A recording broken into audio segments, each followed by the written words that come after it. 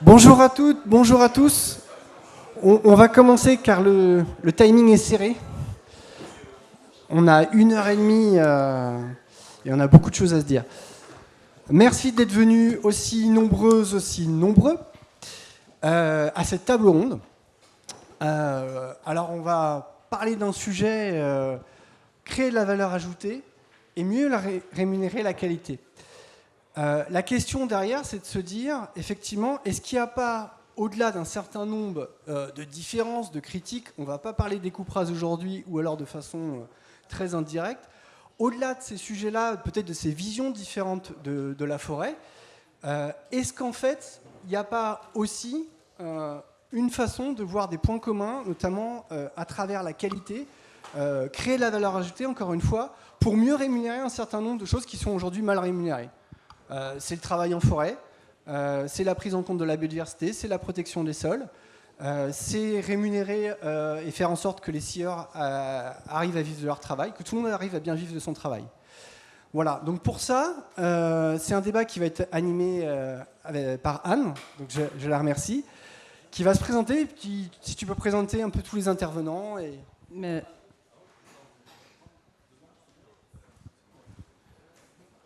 Bonjour à tous.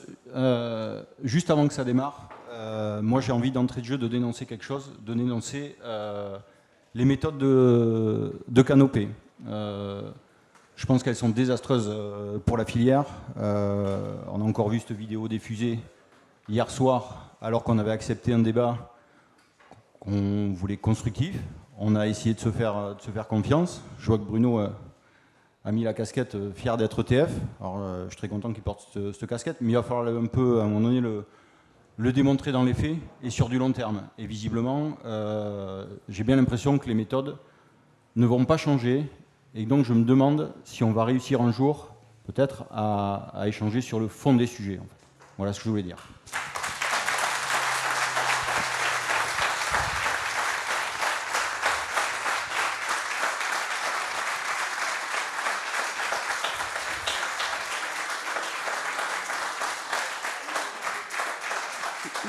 On est là précisément pour en discuter. Voilà. Merci Steve. Donc moi je suis Anne Guivard, je suis la directrice de FIBOA Langue de Gascogne et donc je vais assurer l'animation de cette conférence. Donc je vais faire la présentation des intervenants.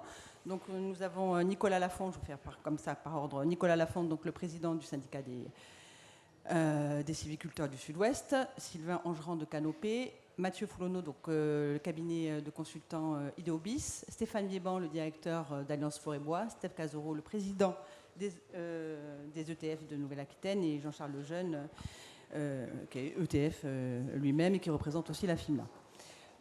Juste les règles, puisque, comme vous l'a dit Sylvain, c'est une conférence où il y a 3 temps forts et le temps est serré, donc en plus on a des intervenants assez nombreux. Donc en fait on va dérouler jusqu'à la fin donc, les interventions des uns et des autres. Et en fait si vous souhaitez poser des questions, nous avons 2 personnes en charge donc, de collecter vos questions et on va vous distribuer, ou si ce n'est pas déjà fait, des petits papiers. Que vous pouvez quand même donner donc, aux 2 personnes en charge de la collecte, donc Bruno Doucet de Canopée et Gabriela Carrère du syndicat des sylviculteurs. Voilà, comme ça maintenant on peut commencer. Je laisse la parole à Sylvain Angerand. Première slide, Eric. Alors, la première slide pour lancer le débat, c'est un petit graphique que j'ai emprunté à Jean-Luc Perron, donc, qui est économiste à l'Académie d'agriculture. Et en fait, on voit que depuis les années 80, en fait, la récolte de bois d'œuvre, alors on ne l'a pas mis en mètres cubes, on l'a mis en euros, en valeur, ramené à la valeur 2020. On voit qu'effectivement, elle chute. Et à l'inverse, on voit que effectivement, la récolte de bois d'industrie, toujours en valeur, elle stagne. Et puis qu'on commence à avoir une récolte de bois énergie commercialisée qui augmente un petit peu. Ça, on va en discuter sur ce premier temps. Et la question qu'on pose autour de ce premier temps, c'est est-ce qu'avant tout, la crise des ETF, la crise des scieries, un certain nombre de pratiques qu'on peut voir en forêt, c'est pas avant tout une crise de création de la valeur ajoutée et du fait qu'on arrive à moins bien rémunérer un certain nombre de choses. Voilà. Donc je te repasse la parole, Anne, pour... Donc voilà, donc, on entame le premier temps de discussion, donc justement sur l'intervention avec Steph Casoro, en lui posant la question, la crise que traversent les ETF est-elle conjoncturelle ou structurelle, et comment vous l'expliquez? Alors, premier point déjà, je ne suis pas d'accord sur le terme de crise. Les entrepreneurs de travaux forestiers ne traversent pas une crise. Il y a de l'activité pour tout le monde. Le problème, je vais essayer de le synthétiser en 3 points. Il y a des problématiques. Il n'y a pas une crise, il y a des problématiques. Le premier point, c'est la valorisation des travaux forestiers. C'est un problème pour moi de filière. C'est un problème que nous, à ETF Nouvelle-Aquitaine et avec la FNEDT, on travaille depuis que j'ai pris les responsabilités. On fait des propositions, on met des choses en place, on essaye de fournir des outils aux entrepreneurs et on entame un dialogue avec la filière. On attend les retours et je suis à peu près serein sur le fait qu'on va pouvoir avancer de manière concrète sur ce sujet-là. Le deuxième point, il est un petit peu plus politique. C'est la problématique de la sécurisation des travaux, des interventions faites en forêt. Il faut absolument et rapidement que nos décideurs prennent des positions pour arrêter que les entrepreneurs puissent se retrouver devant un tribunal en ayant réalisé leurs prestations dans un cadre légal. Et enfin, Merci. Et le dernier point qui impacte fortement notre activité aujourd'hui, ce sont vos actions militantes. Vos actions militantes, elles ont aujourd'hui discrédité la filière, nos activités, et les entrepreneurs aujourd'hui ont été pris depuis des mois, sont pris pour cible. Nos matériels sont vandalisés, des piles sont taguées. Et donc, cette méthode qui a lancé le discrédit sur l'activité, elle a vraiment eu un effet néfaste. Il faut quand même imaginer le stress que ça peut provoquer pour un opérateur dans une machine en train de réaliser un chantier, qui voit débarquer sur un chantier plusieurs personnes qu'il arrive rapidement à identifier comme des militants, et à se demander, lui tout seul sur son chantier, dans la machine, à quelle sauce il va être mangé. Donc ça, je pense qu'il faut absolument que ça cesse immédiatement. Vous l'avez dénoncé, et on vous remercie, de manière claire, c'est une demande, très bien. Maintenant, il faut des actes. Il faut des actes, il faut que ça cesse. Il faut vraiment que ça cesse.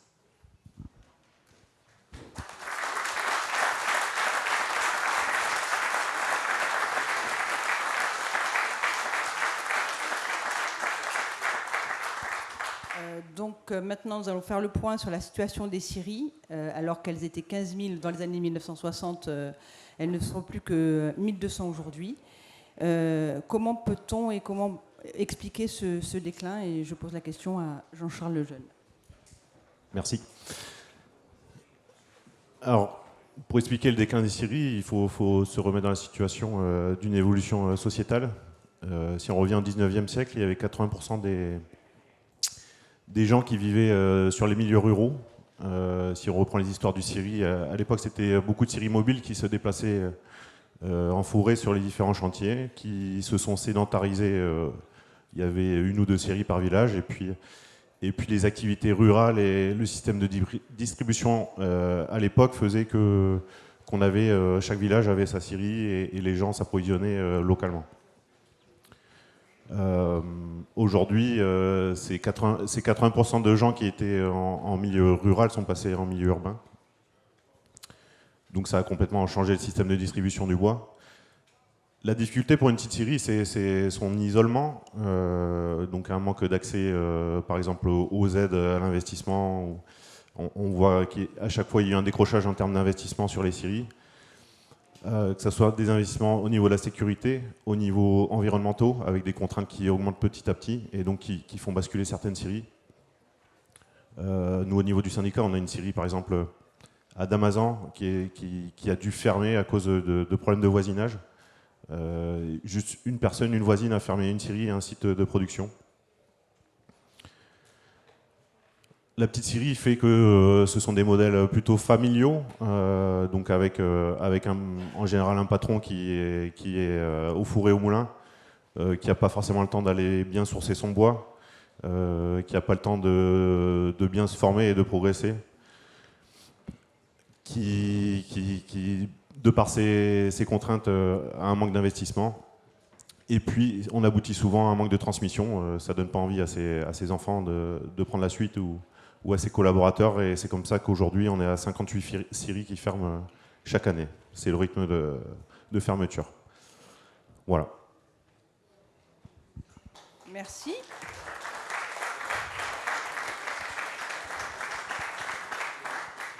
Donc, au vu de la diminution du nombre de scieries, nous observons la montée en puissance du bois énergie. Donc, il y a forcément un sujet bois énergie. Sylvain Angerand, est-ce que vous pouvez nous partager votre point de vue à ce sujet?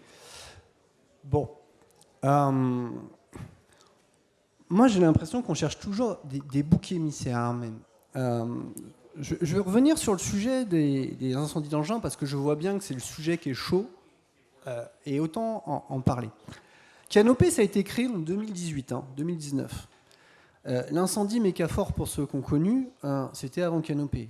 Des idiots, des fous, des gens qu'on condamne très clairement, je le dis, ils existaient avant Canopée et ils existeront peut-être malheureusement après Canopée.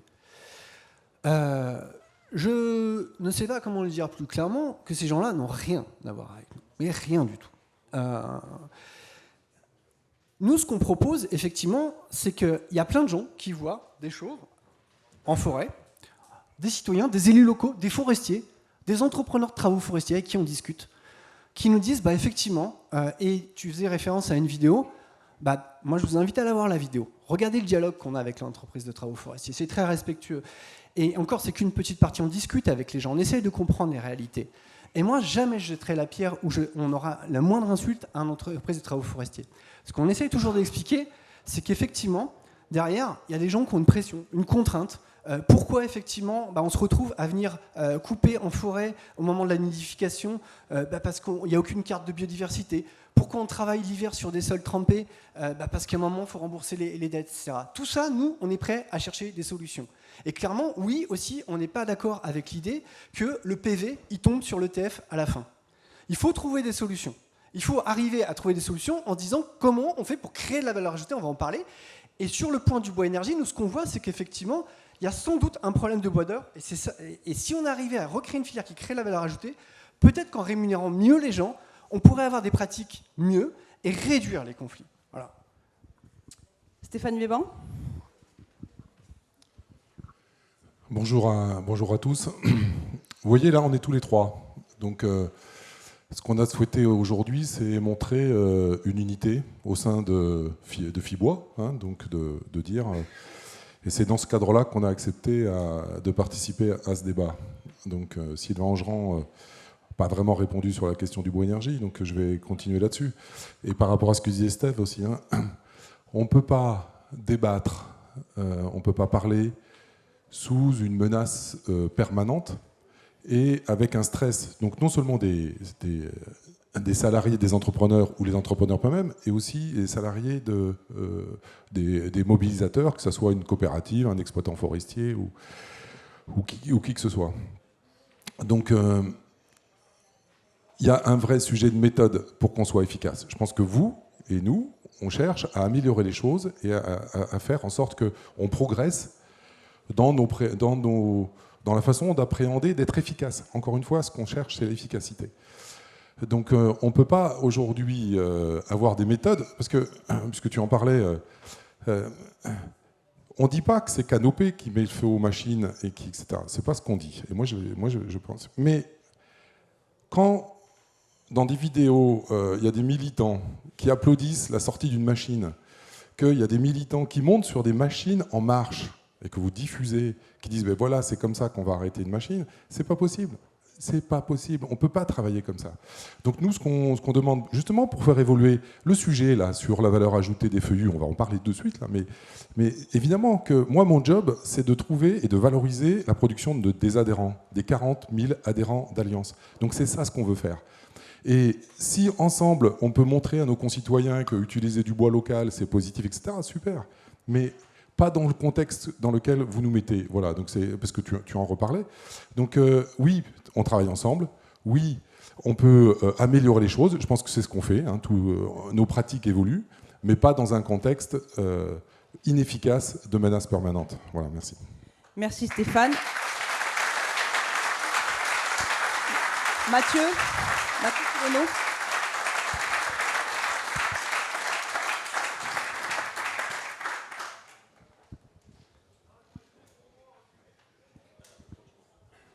Allez-y, votre point de vue sur... Donc pour resituer mon intervention, Canopé m'a demandé d'intervenir sur l'identification de la ressource en feuillus secondaires et de réfléchir... Pardon. C'est après, c'est le deuxième temps ça. C'était... Ah ok, d'accord. Faut que tu réagisses déjà un peu sur ça. Oui, c'est réagir sur ce qui vient de se dire sur le bois énergie. Non, j'approuve ce qui a été dit, pas besoin de rajouter quelque chose. Ok, très bien. Donc, Nicolas Lafont, en tant que président du syndicat des sylviculteurs du Sud-Ouest, et plus particulièrement donc, en ce qui concerne le massif des Landes de Gascogne, il y a une inquiétude actuelle concernant donc, la récolte et la transformation du pain maritime en bois d'œuvre. Donc, quel est votre point de vue là-dessus ? Je crois que le point de vue du syndicat des sylviculteurs a toujours été le même. Le massif des Landes de Gascogne, puisque je me positionne exclusivement sur le massif des Landes de Gascogne, est un massif de production de bois d'œuvre. Donc pour faire du bois d'œuvre, il y a des éclaircies à faire, donc il y a des produits qui vont partir à l'industrie, etc., etc. Donc je crois qu'aujourd'hui, je vais défendre les adhérents du syndicat et les sylviculteurs, parce que souvent ce sont la valeur d'ajustement, les sylviculteurs. On a un problème, c'est toujours le producteur qui trinque. Donc je crois qu'il faut être raisonnable, il faut que tout le monde travaille ensemble, parce que c'est l'évolution de la société, c'est l'évolution aussi de la réglementation qui fait que les uns et les autres ont des problèmes. Et pas qu'en forêt, c'est partout pareil. La complexité de la réglementation française, puisque des fois la réglementation européenne est beaucoup moins draconienne que la réglementation française, fait que bon, il y a des incompréhensions, il y a des habitudes de travail, parce qu'on travaille quand même grosso modo une quarantaine d'années, donc en 40 ans, il y a une évolution. Donc je crois qu'au niveau de notre massif des Landes de Gascogne, la priorité, c'est la production de bois d'œuvre, c'est de soutenir nos ETF, parce qu'on ne peut pas faire autrement, de soutenir nos industriels, toute la filière, de A à Z, et surtout que tout le monde gagne sa vie, que ce soit le producteur, l'industriel, les ETF, etc., etc. Mais il ne faut pas qu'il y en ait un qui soit la variable d'ajustement par rapport aux autres. Je crois que c'est compréhensible pour tout le monde. Voilà, c'est tout ce que j'ai à dire sur notre massif. Merci.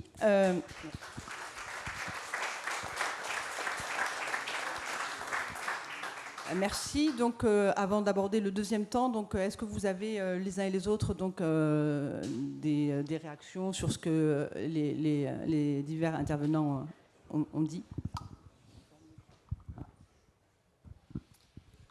Je vais revenir un peu, puisque le sujet du bois énergie en fait a été assez peu. Moi, je soutiens l'unité de la filière. Et pas toujours d'accord avec Stéphane. Des fois, on s'accroche, mais je pense que je me suis activé pour que cette conférence ait lieu. Sylvain, tu m'as contacté au début. Parce que je pense que le dialogue et l'ouverture est essentiel pour faire avancer les sujets. Donc c'était pour pas rester dans des postures où chacun se toise de loin à travers les réseaux sociaux et compagnie. Et je pense qu'il y a qu'autour d'une table et en se regardant entre hommes qu'on peut faire avancer les sujets. Et je suis sûr qu'on a des sujets en commun à faire avancer, quoi. Donc c'est important qu'on se retrouve tous ensemble pour discuter. C'est pour ça qu'on est solidaires aussi entre filières. On s'accroche souvent avec Stéphane, mais il y a des sujets qu'on arrive à faire avancer en commun. Voilà.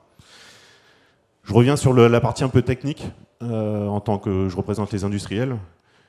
C'est pareil, je pense qu'il ne faut pas aller sur des débats simplistes. On n'est pas là pour taper sur le bois d'œuvre VS le bois énergie par contre, pour l'opposer au bois d'œuvre. En fait, le modèle de la filière bois est hyper intégré. C'est des cercles, c'est des vases communicants. Je vais dépasser, je pense, le temps. Mon message est simple. Déjà, il ne suffit pas de trier du bois d'œuvre pour pouvoir le valoriser, en fait. Nous, notre quotidien, c'est trier du bois. C'est pas parce qu'on met des grumes de bois d'œuvre bord de route qu'on va réussir à les valoriser, parce qu'il faut qu'il y ait l'outil industriel qui existe derrière. Et le bois énergie, il faut pas l'opposer. C'est pas parce qu'on fait du bois énergie qu'on veut pas faire de bois d'œuvre. Au contraire, moi, de mon expérience d'exploitant forestier, c'est en faisant du bois énergie justement qu'on a réussi à dynamiser certaines gestions forestières. Beaucoup de forêts, des vieux taillis, des taillis sous-futés, qui étaient à l'abandon depuis des décennies sans gestion forestière. C'est avec l'outil du bois énergie qu'on a réussi à rentrer dans ces forêts et remettre en production ces forêts, et justement aller faire de la sylviculture de bois d'œuvre. Après, je suis d'accord, il ne faut pas que Merci. Il ne faut pas que le bois énergie... il faut respecter les usages, surtout dans une trajectoire de décarbonation pour notre économie. Mais de toute façon, on en est tous conscients dans la filière bois. En général, on vend mieux le bois d'œuvre que le bois énergie. Donc, le but, c'est de le trier et de faire tourner nos industriels et de permettre de l'investissement au niveau de l'industrie pour transformer ce bois d'œuvre. Voilà. Merci. Je crois que Sylvain veut passer le micro à Sylvain, s'il te plaît. Bon, c'est bien de vous avoir tous là. Je vais jouer le rôle du gratte-poil, puisqu'effectivement, c'est le rôle qui nous est assigné et qu'on assume volontiers. Il y a un problème avec le bois énergie. Il y a un problème. Il faut arrêter de dire qu'il n'y a pas de problème, quoi. Le bois énergie, nous, on n'est pas contre. Que ce soit un coproduit de la sylviculture, quand tu fais des éclaircies, on prend. Que ce soit un coproduit de la transformation de bois d'œuvre, on prend. Aujourd'hui, ce que vous voyez à travers ce graphique, mais de façon plus générale, c'est qu'il y a un découplage qui est en train de se mettre en place, avec effectivement un volume de bois d'œuvre scié qui stagne, en valeur qui diminue, et derrière, vous avez des usines de bois énergie, des usages qui sont en train de se multiplier. Vous avez de plus en plus de chaudières collectives qui veulent du bois. Ok ? Pourquoi pas ? Je ne suis pas contre, chaudières collectives. On est en train d'ajouter des usines pour faire voler les avions, des usines de granulés de bois. Maintenant, on va faire du gaz avec du bois. Et ça, nous, ce qu'on voit sur le terrain, c'est qu'effectivement, il y a plus en plus de coupes rases. Et c'est là où on arrive au bouclage de ça. C'est des chantiers qu'on estime désastreux. On les voit dans certains territoires. C'est des coupes rases, de feuillus, parce que c'est ça qui part en bois énergie. Et derrière, effectivement, il y a un problème de valorisation. Et nous, c'est ce sujet-là qu'on pose. Et de se dire, à un moment, ce découplage, comment on le règle ? On voit des forêts, nous, qui partent, effectivement, qui pourraient avoir un autre avenir, qui pourraient être améliorées, ou dans lequel on pourrait faire des éclaircies, on pourrait travailler, donner du potentiel de valeur économique, et on va en parler derrière. Les feuillus, ils ne sont pas condamnés à finir en biomasse. Et on a le même problème sur le pin maritime, où on voit qu'il y a une pression de plus en plus forte sur aussi la ressource, avec une discussion qu'il y a entre vous. On peut l'avoir, y compris sur le massif des Landes. Il y a des tensions sur l'avenir du bois d'œuvre. Il y a le projet d'usine Suisse Chrono qui va s'implanter. Ne me dites pas que c'est... Voilà, pourquoi ça, on n'en parle pas ? C'est un sujet de débat entre vous. Donc il faut en parler. C'est qu'aujourd'hui, on a un problème de pilotage de cette filière et on met les pieds dans le plat. Je suis désolé, je pense qu'effectivement, tout le monde est pour le bois d'œuvre. Est-ce qu'on s'en donne les moyens ? Vous savez, c'est quoi le budget de soutien en Syrie aujourd'hui avec tous les arbitrages qui ont été faits ? Il n'y a plus rien. Voilà. Et c'est ça qu'on soulève, nous. Stéphane ? Alors, ce qui est incroyable, c'est que c'est pas parce que tu vas répéter 10 fois un mensonge que ça devient une vérité. Donc,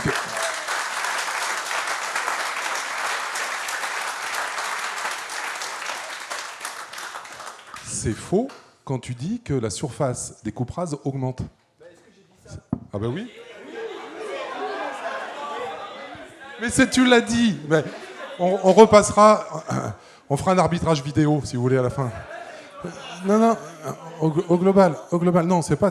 Tu dis, et ça c'est le débat. Enfin, c'est pas un débat, parce que c'est sans fin. On dit, là, tu veux faire peur à la veuve et à l'orphelin en disant, la France va être. Non, la surface des coupes rases est stable, voire baisse. C'est de l'ordre de 65 000 hectares par an. C'est 0,35% de la surface qui est coupée en coupes rases.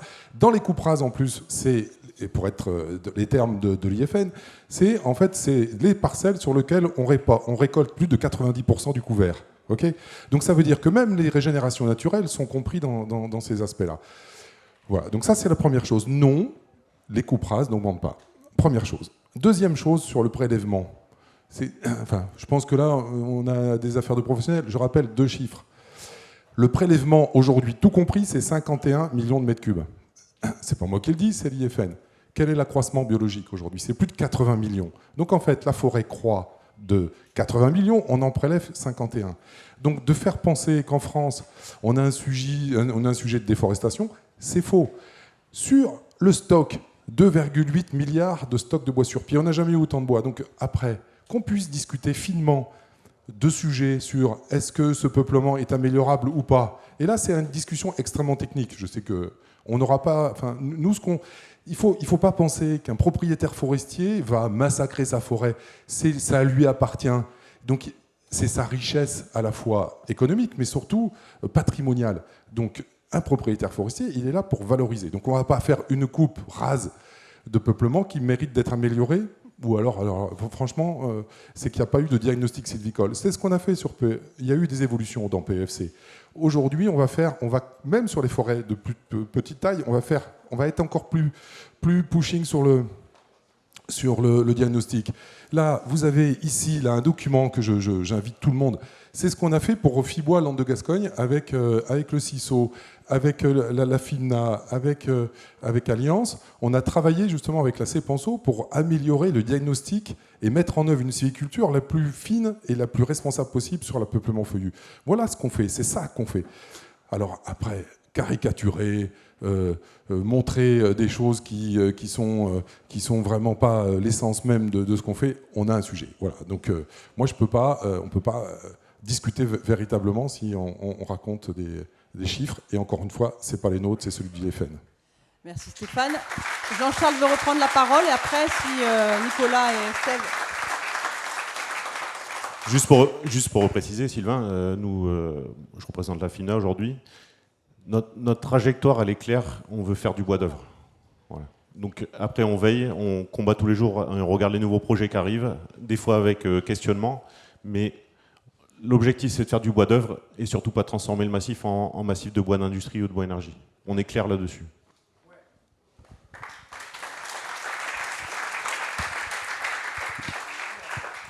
On est clair sur l'objectif, mais encore une fois, je reprécise le propos. Tu as des territoires dans lesquels il y a des coupes rases qui se concentrent. Rien que la Gironde, on a eu plein de gens qui ont vu des coupes rases dans des peuplements de feuillus qui partent en bois énergie. C'est une réalité dans le coin. Voilà. Donc ça, il ne faut pas le cacher. Quelle part ça, je ne sais pas. Tu vois. Il y a des territoires dans lesquels la Creuse, le Morvan, où quand tu regardes la concentration des coupes rases, on a un problème. On a un problème sociétal, on a un problème de paysage. Je ne te dis pas que c'est partout en France. J'ai pas le temps on a publié toute une revue là-dessus sur la question des coupes rases. Est-ce que ça augmente, est-ce que ça diminue au niveau national?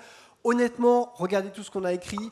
C'est compliqué parce que c'est des moyennes sur 10 ans, parce qu'aujourd'hui avec les outils satellites, on se rend compte qu'il y a des chiffres qui sont différents.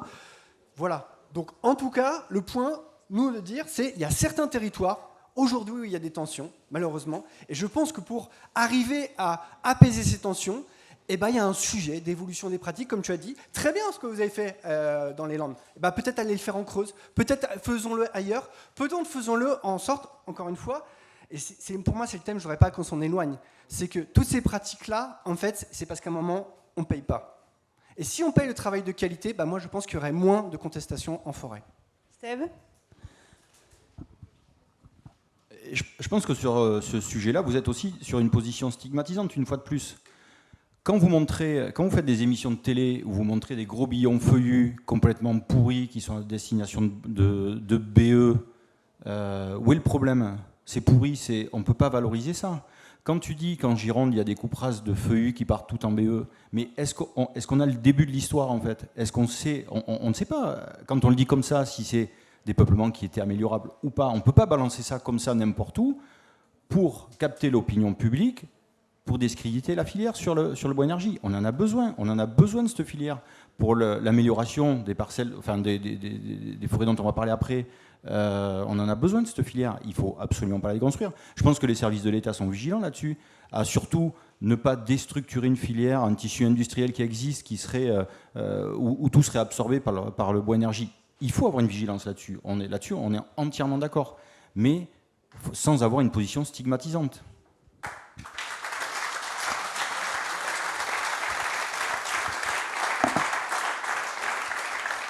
Est-ce que d'autres personnes veulent intervenir? Non. Okay. Non, c'est bon, on est dans les temps. Ensuite, donc, nous allons entamer donc, la deuxième partie de cette conférence qui va porter sur... On va laisser la parole à Mathieu Foulonneau, donc, du cabinet Ideobis, avec la présentation des premiers résultats d'une étude qui a été réalisée à la demande de Canopé sur le potentiel de revalorisation d'une grande partie d'essences feuillues dites secondaires. Et avec 2 questions. Y a-t-il un potentiel de création de valeur? Si oui, à quelles conditions? À vous. Bonjour à tous, donc je rembobine. Canopé m'a donc demandé d'intervenir parce que j'ai eu l'occasion pour Fibois, alors je travaille pour l'ensemble des organisations de la filière, dont certaines sont là et que je remercie. J'ai eu l'occasion d'intervenir sur les feuillus secondaires pour les Fibois du nord de la France et donc d'avoir accès à un certain nombre de chiffres et d'entamer un certain nombre de réflexions ainsi que des recommandations d'action. La Canopé est venue chercher cette expertise. Si j'ai accepté, c'est parce que à ma petite échelle, je pense que je peux contribuer à une forme de médiation entre des organisations qui, fondamentalement, ont des objectifs communs, mais qui, effectivement, dont les méthodes peuvent différer et on peut en discuter, effectivement, longuement. Donc, voyez bien ma présence ici comme un embryon d'échange et d'écoute. Je reste fidèle à la filière et je suis avant tout issu du monde économique.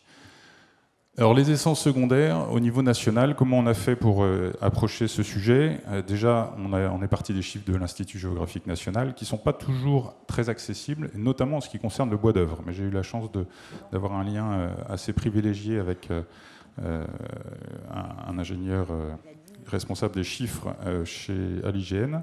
On a donc pris les chiffres de l'IGN en matière de BO. Gros problème de significativité au niveau des chiffres nationaux dès qu'on se penche sur des zones d'analyse fines, notamment le département. Aujourd'hui, force est de constater que si on ne descend pas au département, on n'a pas de réflexion correcte sur la forêt française qui est très, très diverse et très morcelée. Donc, problème de significativité dont on a tenu compte. On a gardé les chiffres jugés significatifs par l'IGN, selon des critères bois d'œuvre actuels, qui sont relativement pénalisants, on aura peut-être le temps d'en reparler. Nous avons consolidé ces chiffres éventuellement par une approche méthodologique un peu complémentaire, de manière à recréer des volumes de bois d'œuvre sur des départements où statistiquement il n'y avait plus rien, alors que des professionnels témoignaient de la présence de bois d'œuvre en forêt. Donc on a complété les chiffres de l'IGN par une méthode que je pourrais vous expliquer après. On a pris en compte l'accessibilité des forêts, des peuplements, qui est aussi évaluée par l'IGN. Nous avons 2 hypothèses, une hypothèse basse, une hypothèse max que vous voyez ici à l'écran. On regardera après le détail par essence. L'hypothèse max, c'est tout simplement le bois d'œuvre issu du chiffre bois d'œuvre 2013 que l'IGN avait estimé et qui était quasiment 2 fois supérieur à celui qu'ils estiment aujourd'hui pour des questions de critères dont j'ai déjà parlé. Ensuite, nous avons fait une hypothèse de récolte plutôt ambitieuse, 1,5%, c'est globalement 2 fois plus de récolte qu'aujourd'hui. Donc c'est ambitieux, mais si on veut substituer le bois à d'autres matériaux, si on veut décarboner notre économie, il faut avoir un peu d'ambition, et sans entamer le capital et en respectant l'accroissement naturel, on peut imaginer 1,5% de récolte à l'échelle nationale. Puis, pour pouvoir vous présenter des volumes de sciage, nous avons estimé un volume de 40%, un rendement de 40%, qui correspond grosso modo, tout produit confondu, à la sortie scierie. Donc les essences, c'est pas 8, c'est 10, petite erreur de frappe. Je vous laisse les découvrir, Frêne, Châtaignier, Charme, Chêne pubescent, Bouleau, Tilleul, Aulne. On aurait pu aussi prendre en compte 2 autres essences, je le signale quand même, le chêne rouge et le robinier, qui sont des cas un peu particuliers. Peut-être que Sylvain voudra s'exprimer sur ces deux essences-là, mais je le dis si certains remarquent l'absence de ces deux essences.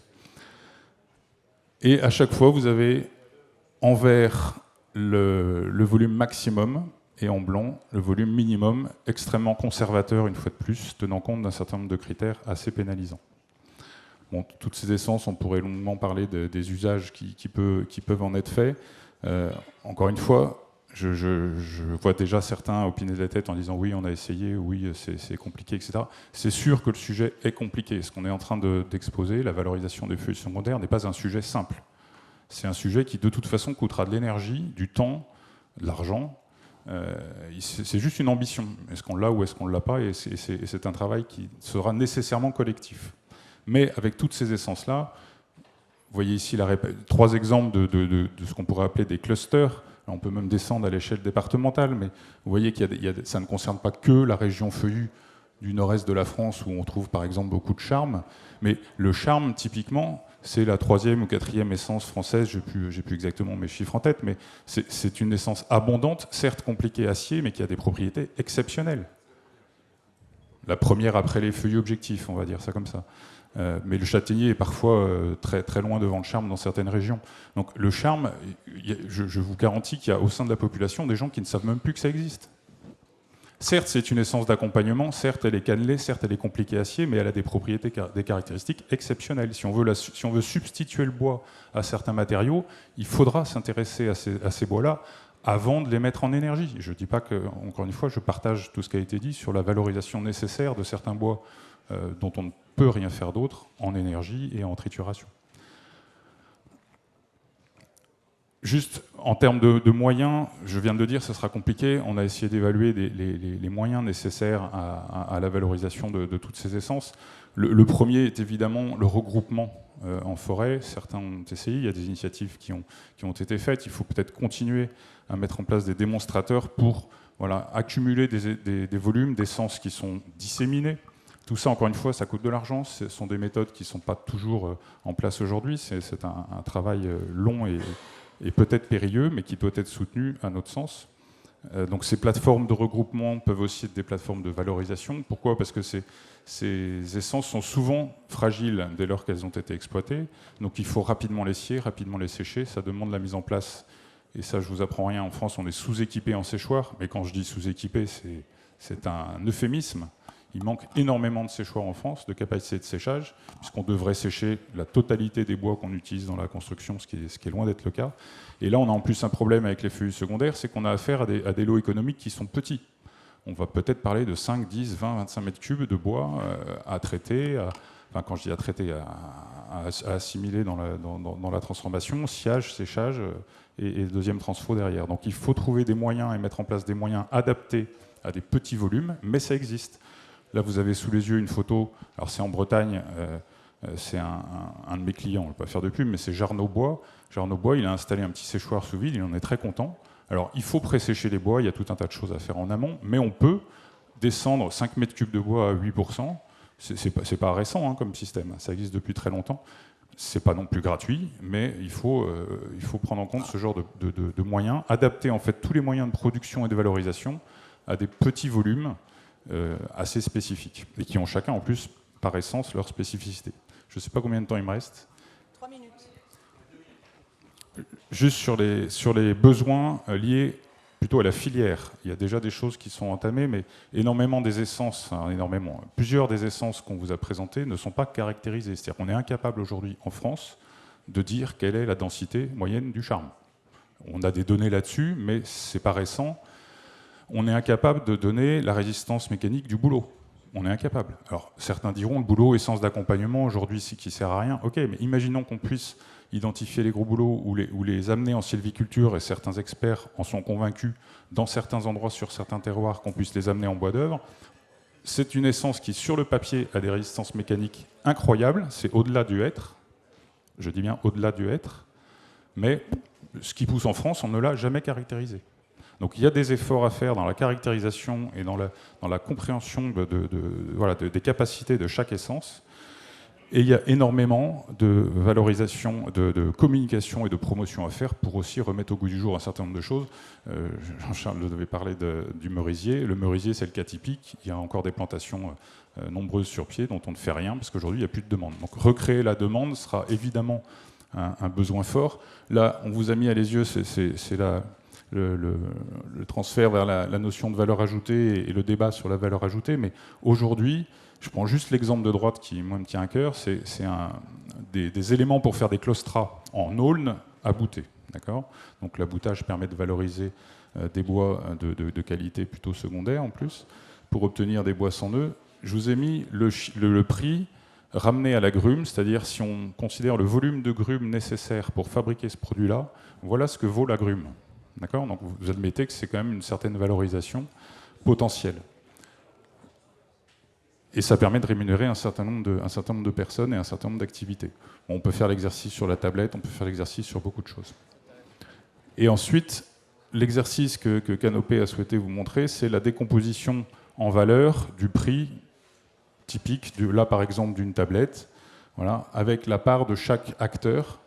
On n'est pas en train de parler de marge, attention, on est en train de parler il y a aussi des coûts directs associés à tous ces prix, mais effectivement, l'important c'était de mettre en évidence que si tout ce qu'on dit est très compliqué, c'est surtout compliqué pour l'amont, c'est compliqué en forêt, c'est compliqué en sciage, c'est compliqué vraiment, vraiment sur l'amont, et que les coûts amont sont quand même dérisoires par rapport à la valorisation des produits, surtout si on est sur des produits à valeur ajoutée. Donc l'avenir de tout ce qu'on dit là, essence secondaire, enfin ce que je suis en train de vous exposer, ne passera de toute façon que par des produits à forte valeur ajoutée qui permettront, je crois que c'est la slide suivante, qui permettront de jouer sur les coûts, les premiers coûts, on va dire, de la chaîne de valeur, qui auront un impact finalement assez dérisoire sur le prix final. Merci. Donc maintenant, on va demander les réactions des uns et des autres sur la présentation de ces premières données. Donc on va commencer par Jean-Charles Lejeune. Merci Mathieu pour la présentation. Mais le challenge est passionnant en fait. Il est très élevé, mais il est passionnant. Ce que je veux dire, c'est que je pense que tous les forestiers qui sont dans cette salle sont motivés par ce genre de challenge. C'est-à-dire que, quelles que soient les structures, notre passion de forestier, c'est de trier du bois en fait. C'est pas un plaisir de prendre les bois en entier et de les mettre dans un broyeur. Enfin, peut-être que mais je pense pas. Non. La plupart des forestiers sont passionnés du bois déjà. Donc, je pense que là, on a clairement un challenge à relever ensemble. Et par contre, il va falloir recréer tout un tissu industriel. Je sais que la FNB a pris ce sujet à bras le corps aussi. J'ai découvert une étude qui a été faite sur les petites séries. Ils commencent à essayer de regarder cet aspect-là. Mais ça va nécessiter de relever plein de challenges. C'est recréer un outil industriel. Les forestiers, ils sont prêts à trier le bois, ça, il n'y a pas de souci. On sait exploiter, on a les outils pour. Il faut recréer un tissu industriel, et puis après, il y a le challenge de la distribution aussi, je pense, sur ces produits. Mathieu parlait du merisier. Moi, je me rappelle quand j'étais enfant, avec mon grand-père et mes oncles, c'était la folie du merisier dans les années 90. On triait même les branches dans le merisier pour les envoyer en sciage au Portugal pour faire des cuisines. Et aujourd'hui, on exploite un merisier, à part le mettre à la trituration, on n'a pas d'autres débouchés, donc on aimerait bien refaire du sciage de merisier. Donc là, il va falloir relever ce challenge tous ensemble. Et après, il y a la partie distribution, c'est-à-dire éduquer les gens aussi à ne pas aller forcément à Leroy Merlin acheter des produits standardisés, mais les faire apprécier la couleur du merisier ou d'autres couleurs de bois. Donc il y a tous ces challenges à relever, mais ça, il va falloir y travailler ensemble. Il n'y a pas de solution miracle, je pense. Merci. Donc après, on va passer la parole à Steve et après à Stéphane Viéban.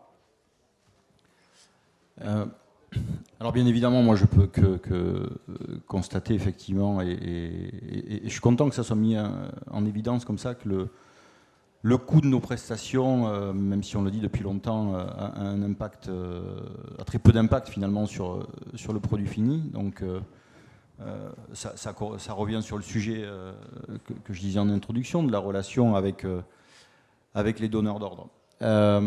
Sur la valorisation de ces essences feuilles secondaires, les entrepreneurs ont un rôle à jouer. Je pense que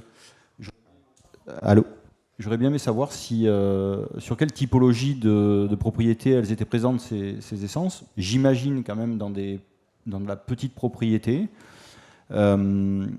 Et ça pourrait faire un formidable développement d'activité pour les entrepreneurs. On est des acteurs de territoire. Ça peut totalement donner du sens, aujourd'hui c'est important, à nos métiers et aux jeunes opérateurs qui vont venir dans les machines, de valoriser ces bois qui seront autour de chez eux, Je pense qu'il faut avoir aussi une vigilance sur l'amélioration de ces parcelles, parce qu'une fois qu'on aura récolté ces essences de bois d'œuvre, il faut aussi que ça se mette dans une dynamique de continuité de production de bois d'œuvre. Et ce sens aujourd'hui là, et le rôle des entrepreneurs de territoire qui vont pouvoir mettre quelques mètres cubes cumulés dans chaque petite propriété forestière mis bout à bout peut faire des volumes assez intéressants. Là où je suis inquiet, c'est effectivement, voilà, aujourd'hui il n'y a pas le tissu industriel et il n'y a surtout pas la demande. Alors un tissu industriel, on peut très bien en remettre en place. Techniquement, c'est peut-être possible, mais la demande. Comment fait-on pour remettre de la demande vers ces produits? Là, il y a une grosse... mon inquiétude, elle est là-dessus. Alors, ce sujet de la valorisation des feuillus secondaires, c'est un très, très important sujet. C'est un sujet majeur aujourd'hui de notre filière. Donc, tu l'as soulevé, très bien. Juste, je rappelle qu'à l'occasion des assises de la forêt, qui se sont déroulées il y a 3-4 ans maintenant, on a passé beaucoup de temps, ça a été un des sujets qui a fait l'objet d'une fiche. Alors, c'est pas une fiche en elle-même, mais enfin, en tout cas, ça a été relevé comme un élément majeur de l'évolution de la filière. Alors, si je remonte, pour faire évoluer aussi notre déficit de la filière, le déficit commercial, vous savez qu'on atteint des sommets aujourd'hui, on a quasiment 9 milliards de déficit. Donc, si je remonte. Ensuite, sur les aspects industriels et sur les aspects de sylviculture. Parce que ce qu'on dit, on se connaît tous, c'est que si à un moment on n'arrive pas à valoriser ces bois-là, eh bien on a des soucis pour à la fois motiver nos adhérents pour faire de la sylviculture et ensuite de la rendre économique. Donc ça, effectivement, ça a été relevé. Donc simplement pour dire qu'aujourd'hui, la production feuillue, c'est 51 millions de mètres cubes, la récolte, c'est 24. Donc on récolte à même pas la moitié, donc c'est moins, parce que sur le résineux, c'est un peu plus. Donc on récolte 50% de l'accroissement biologique. Donc c'est bien pour dire aussi qu'il y a beaucoup de peuplement, ce que nous on appelle en impasse sylvicole, c'est-à-dire qu'est-ce qu'on fait, comment pour le faire, etc. Et donc la filière s'est emparée de ce sujet. Donc ce que vous amenez là, c'est un complément. La filière s'est emparée de ce sujet, et en particulier par la mise en œuvre d'un projet, le projet Choc. Le projet Choc a été mené, donc, qui est en cours, avec l'ensemble de la filière. Donc je regarde évidemment le FCBA qui est à la manœuvre là-dessus, avec la FNB, avec l'ensemble des gens qui disent en fait on a un potentiel, comment on peut le faire? Donc le potentiel, il est effectivement en termes de bois sur pied. Tu disais le charme c'est 117 millions, le frêne c'est 100 millions de mètres cubes sur pied, le chêne pubescent c'est 116 millions, etc. de mètres cubes sur pied. Donc en fait au niveau du projet Choc, on a retenu 7 essences. On est assez... Alors, cette essence, pourquoi faire? Parce que c'est compliqué. Donc là, l'étude technologique, elle va avoir lieu sur 4 critères. Parce qu'on peut très bien dire il faut utiliser, mais à un moment, que ce soit les designers, les industriels, au niveau des process, il faut aussi caractériser les produits qui vont être issus. Parce qu'aujourd'hui, on connaît bien le chêne, on connaît bien de l'hêtre. Le châtaignier, il y a un certain nombre de choses sur les autres essences pour amener de la techno. Donc on n'est pas. Donc il y a 4 sujets qui vont être étudié par Feuillu Choc, c'est les propriétés physico-mécaniques, parce que tu disais que le charme, effectivement, c'est intéressant, mais il faut le comportement et les aptitudes d'emploi. Je finis. 4e point, les caractéristiques techniques, thermiques, acoustiques, et puis la durabilité biologique. C'est-à-dire qu'il ne faut pas que ce soit des essences qui soient... Voilà. Donc c'est ce que je peux vous annoncer à tous, c'est un projet qui est en cours, qui est piloté, avec un des financements de l'ADEME d'ailleurs, qu'on remercie. Et donc on va faire ça, et ensuite ces sujets, une fois qu'on aura défini ces aspects techniques, eh bien, il faudra effectivement qu'à ce moment-là, le milieu industriel et forestier s'empare de cette étude. Merci Stéphane. Donc après on va enchaîner avec Nicolas Lafont et on finira avec Sylvain Angerand. Oui, juste un petit constat, c'est qu'on parle beaucoup d'industriels, mais on ne parle pas des producteurs. Donc à la base, je pense qu'il faut aussi recentrer le débat sur le producteur. Le sylviculteur qui donne le choix à sa gestion forestière sur proposition des gestionnaires ou des coopératives, etc. Je crois qu'il faut revenir à la base et à la décision des sylviculteurs, des producteurs de bois. Donc c'est vrai qu'il y a toute une difficulté après la production, mais il faut penser aussi aux producteurs et à ceux qui qui envisagent d'abandonner une vraie production parce qu'il n'y a pas de rentabilité derrière pour eux non plus, et c'est difficile. On voit que les propriétaires, souvent, c'est des propriétés familiales, et suivant les familles, ça se divise en plus ou moins beaucoup de parcelles. Donc après, on n'a plus de gestion cohérente. Après, les petites propriétés, peut-être que les petits propriétaires doivent être aidés aussi dans leur gestion. Un petit propriétaire qui a 1 ou 2 hectares, qu'est-ce qu'il fait de sa forêt? Pas grand-chose, parce qu'il dit que c'est pas rentable. Il n'y a pas d'accompagnement derrière. Je crois que c'est au niveau déjà de la production, il y a un petit manque. Et bon, je suis quand même heureux de voir qu'on pourrait trouver des solutions les uns avec les autres, parce que dans un contexte comme aujourd'hui, la guerre, elle n'est pas positive, et la guerre, elle fait des morts. Donc c'est pas le but. Aujourd'hui, je crois qu'il faut qu'on travaille ensemble, mais de A à Z. Et je crois que tout le monde doit pouvoir gagner sa vie, je l'ai dit au préalable, mais je crois que c'est ça l'essentiel, c'est qu'aujourd'hui, il y a des coûts de plus en plus importants au niveau de la gestion forestière. Aujourd'hui, on adapte les plans de gestion avec de la biodiversité, tout ça. C'est un coût supplémentaire qui, pour l'instant, n'est pas valorisé au niveau de la forêt. Voilà. Sylvain? Je suis assez d'accord. Je suis assez d'accord avec ça. C'est vrai qu'on a parlé des ETF, des scieurs. La question des propriétaires, le prix du bois, quand on le ramène à la valeur 2020, en fait, il a assez peu évolué. Et alors que les contraintes, ce qu'on demande à prendre en compte est de plus en plus important. Ce qui est vachement intéressant, c'est que si je reprends l'exemple sur lequel tu m'interpellais, Steph, sur ces grumes de chêne dont tu dis il n'y a pas d'autre avenir, elles étaient pourries, il fallait faire du bois énergie. Bon, on peut en faire des traverses. On peut en faire plein de choses. Moi, j'étais en Ariège là récemment, j'ai vu des grumes de châtaigniers de 25 cm roulées qui partent de l'autre côté de la frontière, et ils en font de la tablette. Et là, le prix payé aux propriétaires, c'est pas le même. Tu passes du bois énergie, pour que tout le monde ait un peu les ordres de grandeur, allez, on va dire payer 10 € le mètre cube, et c'est bien payé, à quelque chose que tu peux vendre entre 50 et 100 € le mètre cube. Et sur toutes ces essences-là, effectivement, je pense que le sujet, il est là. C'est que quand tu arrives à créer cette valeur ajoutée, à pouvoir la valoriser, tu peux, tu vois, c'est l'exemple que je montrais, doubler la prestation de l'ETF, ça change rien, ça change 2% du prix final, tu l'as dit. Et ça, c'est qu'une question de priorité. Donc moi, je suis très content. On se retrouve au sens de dire, des fiches, il y en a eu plein sur les feuillus. Des rapports, il y en a eu plein. Regardez les aides publiques, le budget de l'État. Il n'y a rien. Il n'y a pas un budget qui est dédié au soutien à la transformation de feuillus. Et je ne parle pas que des petites et moyennes scieries, c'est-à-dire qu'il faut, en tout cas pas de façon significative, il faut aussi des projets industriels avec du lamellé collé multi-essence. Il faut arriver à faire en sorte qu'effectivement ça devienne la priorité. Plutôt que de faire de la subvention, on va parler un peu d'adaptation et de renouvellement, nous on pense que tous ces peuplements qui sont dans le ventre mou, dits pauvres, vulnérables, eh bien, plutôt que de les raser et de replanter, la solution, en tout cas à privilégier quand on peut, c'est de valoriser tous ces bois, de leur donner la meilleure valeur économique possible et derrière d'adapter progressivement la forêt. Merci. Donc là, il y a 2 interventions. On est complètement dans les temps. Donc Stéphane Vieban et Jean-Charles Lejeune. Sauf que quand tu passes à la télé à 1 heure de grande écoute, tu vends pas du rêve, tu vends de la peur.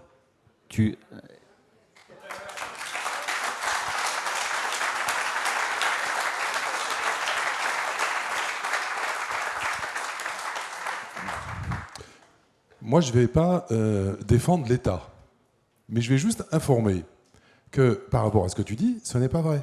Il y a eu un appel à projet, l'AIPB, ou je ne sais pas comment il s'appelait, enfin bref. Pardon ? IPPB. Et justement, qui était centré sur la valorisation des feuillus. C'est bien ça. Et j'en parle. Si je peux. Donc voilà. Donc non, c'est pas vrai. Il y a eu un appel à projet. Quel montant ? 47 millions d'euros de subvention. Voilà. Oui, 47 millions d'euros de subvention. Non, 47 millions. Et je peux en parler, puisque nous, on a monté un projet, quand je dis Alliance, à côté de Cahors. Nous avons ici même le directeur d'agence qui est pour justement valoriser les châtaigniers, pour faire des piquets fraisés de châtaigniers qui valorisent pour remplacer justement des piquets qu'on peut, avec par exemple des résineux traités, pour trouver une solution durable avec des piquets de châtaigniers fraisés, etc. Et on a bénéficié d'une subvention qui couvre 30% du montant de l'investissement. Donc non, dire qu'il n'y a pas de financement de l'État, ce n'est pas vrai. Il y a eu des projets, je crois qu'il y avait eu deux ramasses. Non, il y a des choses qui se passent. Donc voilà, franchement, cet appel d'offres spécifique valorisation des feuillus, il est issu aussi de tous les débats qu'on a eus sur la valorisation des feuillus. Il y a des choses qui se passent. C'est peut-être insuffisant, ok, mais ne pas dire qu'il y a des choses qui se passent. Et il y a des projets qui vont sortir. Moi, j'en connais un, puisque c'est nous qui allons le faire. On va investir quasiment 2 millions d'euros dans une unité avec au total moins de 30% de financement, mais on va le faire. Donc tout ça pour dire qu'il y a des initiatives pour valoriser le feuillu. Merci Jean-Charles, et puis après on redonne la parole à Sylvain. Rapidement, pour remettre dans le contexte, je pense qu'il faut être pragmatique en fait. Tu prends l'exemple du châtaignier roulé. En fait, aujourd'hui, c'est ce qu'on appelle les marchés de niche. Si tu peux me passer le contact, ça peut m'intéresser d'ailleurs. Parce qu'en fait, notre quotidien, c'est de valoriser le bois et c'est de trouver ces marchés-là. Donc après, on ne peut pas prendre, je ne sais pas quelle scierie c'est, quel volume ça représente, mais nous, aujourd'hui, c'est ce qu'on va appeler des marchés de niche. Donc après, là, travaillons ensemble pour développer ces marchés et développer les petites scieries et valoriser ces bois. On est tous d'accord. Ce n'est pas notre plaisir de mettre du bois dans un broyeur. Sylvain ? Non, mais bien. Évidemment, en fait, la question, c'est les proportions. Tu me parles des IPPB, on est d'accord. Excellente idée, bravo, j'appuie des deux mains. Mais ça, c'était les dernières. Les budgets, on n'est pas sûr qu'ils soient reconduits. Non, mais voilà, à un moment, il faut appeler un chat un chat. Par contre, plan de renouvellement, 130 millions, 150 millions même, alors ça, c'est le totem. Ça, c'est le totem. Donc, qu'on fasse du plan de renouvellement, qu'il y ait des endroits où fasse de la plantation en plein, parce qu'on n'a pas le choix, crise sanitaire, très bien. Mais il y a trop de forêts abusivement qualifiées de pauvres ou vulnérables qui ont ces arbres-là, qui sont rasés pour être replantés. Et ben moi, cet argent, je préfère le mettre au soutien à des scieries. Je prends Gardanne. Gardanne, c'est quand même 80 millions d'euros par an que l'État va mettre pendant 10 ans. Donc, ok, je me suis peut-être mal exprimé en disant qu'il n'y avait pas assez ou pas grand-chose, mais il y a un problème là. 60% des aides publiques à la filière, il va au bois énergie. C'est pas Sylvain qui le dit, c'est la Cour des comptes. Nous, on dit on en prend une partie, on la remet devant. Et tu me parles effectivement de ce reportage, mais tu as vu la fin du reportage, il y a une scierie dedans. Effectivement, moi je me bats pour amener des journalistes voir des scieries. Hier, j'étais au téléphone avec un investisseur privé pour lever 500 000 euros d'argent privé pour soutenir une scierie qui va permettre derrière d'aller faire de la sylviculture mélangée à couvert continu. Bah ça, curieusement, j'ai du mal à amener des journalistes. Ouais, tu vois. Et pourtant, je le fais. Et j'essaye de le faire. Et c'est là où cette histoire-là, il faut qu'on arrive à la raconter ensemble, parce que tu parlais des marchés. Moi, je pense qu'il y a un potentiel énorme si on arrive à raconter cette histoire. Va au Leroy Merlin, t'en parlais. Le dimanche, regarde ce que les gens achètent. T'as vraiment des planches flashées d'épicéa à 50 balles. Des cubes de chêne. Et pourquoi on n'arrive pas à recréer, comme l'a fait l'agriculture, un système de vente directe ? Alors, tu ne vas pas acheter une planche comme tu vas acheter ta baguette, mais on peut imaginer des plateformes, ce que tu disais. Alliance, on fait. Vous avez fait des choses dans ce sens-là pour regrouper les choses. Là, il faut qu'on bosse ensemble. Je finis, et c'est hyper important. Et c'est très bien d'être déjà d'accord, au moins sur ces points-là, sur le papier. Mais il faut qu'on pèse au moment des arbitrages. En France, il y a un truc, ça s'appelle le projet de loi de finances. C'est là où ça se décide. Voilà. Et là, je pense qu'il faut qu'à un moment, on arrive à cette discussion. Si on est sérieux sur le fait de soutenir les ETF, les scieries, les ETF, c'est pareil. Le budget espère, on n'est même pas sûr qu'il soit reconduit. Donc ça permet aux ETF, notamment peut-être d'acheter de l'équipement à faible impact sur les sols. Tout ça, ces arbitrages, et ben à un moment, si on veut améliorer les pratiques, il faut qu'on se batte pour les avoir ensemble pour créer cette valeur ajoutée. D'autres réactions et après on clôture pour passer au troisième temps. Juste un petit rajout. Une des difficultés de cette filière qu'on va appeler feuillu secondaire, c'est que tous les curseurs sont à monter ensemble. Il faut monter des curseurs en forêt, il faut monter des curseurs en première et en deuxième transfo, surtout en deuxième, on l'a vu, pour donner de la valeur et pouvoir rémunérer l'amont. Et il faut évidemment créer la demande et créer les marchés. Donc c'est le chien qui se mord la queue, c'est par où on commence. Je pense qu'il y a de l'ingénierie dans tout ça. Je fais passer un petit message. S'il pouvait y avoir des ingénieurs et dans de très bonnes écoles qui réfléchissent à ce système complexe. On est sur un système assez complexe de valorisation. Je pense qu'il y a quelque chose à faire. Juste un témoignage, tous les acteurs de la forêt et de l'aval que j'ai pu interviewer disent que ces grumes de feuillus secondaires, quand elles sont de qualité correcte, elles partent. Elles ont des débouchés. Le problème, c'est qu'elles partent souvent à l'étranger. Enfin, il faut appeler un chat un chat, on le sait. Et je ne parle pas du chêne en Chine, je parle de feuillus qui sont commercialisés, parfois en Europe, parfois très proches de chez nous, et qui nous reviennent en produits transformés. Ce n'est pas un mythe, c'est une réalité. Ce que je veux dire aussi par là, c'est qu'il faut, à un moment donné, voilà, qu'on prenne conscience de la réalité, d'un enjeu, et qu'on se retrousse les manches collectivement. Est-ce qu'il y a d'autres interventions? Parce qu'on est franchement bien dans les temps. Donc, Non, par rapport à ce que dit Sylvain Angeran là, sur les financements, on a un vrai risque pour 2026 de l'effondrement du budget consacré à la forêt et à la filière bois. Ça nous a été confirmé il n'y a pas longtemps. Sur 2026 aujourd'hui, on n'a aucune visibilité. Donc ensuite, qu'on ait un discours convergent pour dire qu'il faut que ce budget global il soit au minimum au niveau de celui qu'on avait connu en 2025, voire avant 2024, oui. Après, sur la répartition. Encore une fois, il ne faut pas stigmatiser sur France 2030. C'est quoi au total? Au total, c'est 40 000 hectares reboisés. 40 000 hectares sur les 17 millions. Donc, c'est très peu. Et ça nous permet, de reconstituer les forêts qui ont subi soit les scolites, soit les incendies. Et ça permet également d'améliorer, alors ça, ce qu'on appelle les peuplements pauvres, etc. Mais finalement, cette partie-là, c'est une partie mineure. Enfin, en tout cas, la majorité des financements, ils vont sur ce qu'on appelle le volet 1, qui est le reconstitution des forêts sinistrées. Voilà. Donc, en termes de sylviculture, il y a vraiment de la place pour tout le monde. Le sujet numéro 1, c'est adapter nos forêts au changement climatique. Il faut qu'on se batte là-dessus. Il y a différentes méthodes. Il y a de la place pour tout le monde. Il ne faut pas stigmatiser une méthode par rapport à l'autre. Moi, je trouve que de dire à nos concitoyens, il faut qu'on fasse plus de sylviculture, une sylviculture dynamique, diversifiée, encore une fois, et ici, il y a eu des débats là-dessus, qu'on le fasse. Donc moi, je trouve qu'il ne faut pas qu'on fasse peur aux gens. Oui, on a besoin de forestiers, et vous savez quoi? Eh bien, nous, on est fiers d'être forestiers.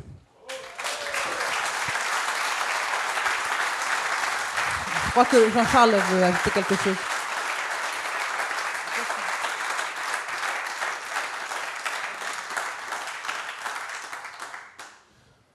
Je voulais juste rebondir sur l'intervention de Mathieu juste avant et le fait que des feuillus trouvaient des débouchés à l'étranger et pouvaient être valorisés à l'étranger.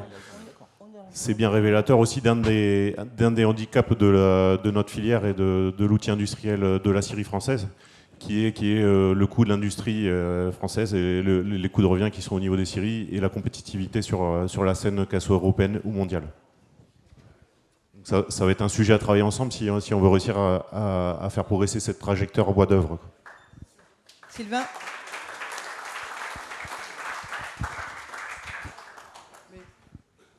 Bien sûr qu'il y a un sujet de compétitivité, mais j'ai rénové 2 maisons.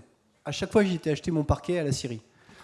La dernière, le bureau de canopée, par exemple, on a acheté du parquet en châtaignier, on l'a acheté 30 € le mètre carré.